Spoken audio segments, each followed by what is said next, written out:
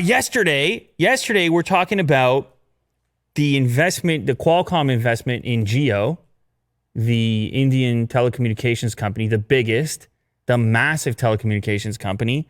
And then today, this story hits my feed. Google says it's going to invest $10 billion into India, and then half of that is going towards Jio. Wow. Almost $5 billion, which makes that Qualcomm investment look like nada. So invest in Jio? Makes it look like nothing.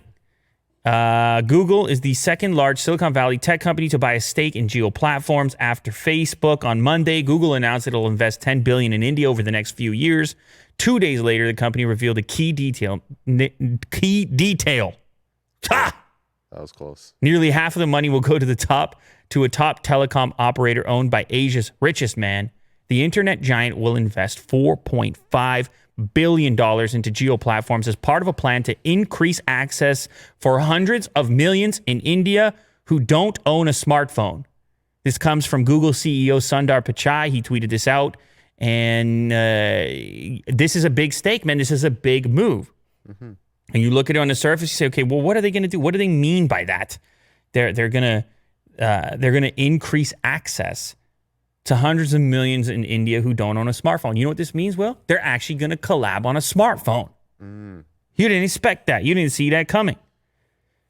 As part of the Jio investment, Google and Jio will work together to create an affordable entry-level Android smartphone for more than 500 million Indians who still don't have access to the internet. That's a big number. Yeah. That's a bigger number than the entire population of the U.S. That's how big the market still has to get in India, all the extra people that have to come online. Now, it's important to note, you're well aware of this, Will, that the operating system of choice in India is Android. Mm-hmm. So you understand why Google has to stay invested in this thing. Yep. And it actually accounts for 99% of the mobile operators. How Apple barely got that little piece in there. Yeah. And so it makes sense for them to shake hands on this and also work together. And all I got to say is, man, Jio is shaking some hands. Mm-hmm. Well, I mean, they're not shaking hands, they're touching elbows in 2020. But nonetheless, they're making moves. Business. And they have a tremendous number of customers. I feel like I just need to let you know. Jio is the country's largest telecom carrier with 370 million subscribers. That's more subscribers than the population of the United States by some estimates. Yes. Whoa. That's some big business. And I know you're a big business guy yourself. Yeah. So Jio keeps doing it. Google's going to take a piece of it. Google's going to get involved. And shout out to the 500 million in India about to come online. They're going to try to help you out. I don't know. We'll see how it goes. But Jio has a track record, I should say, of delivering a lot for a little.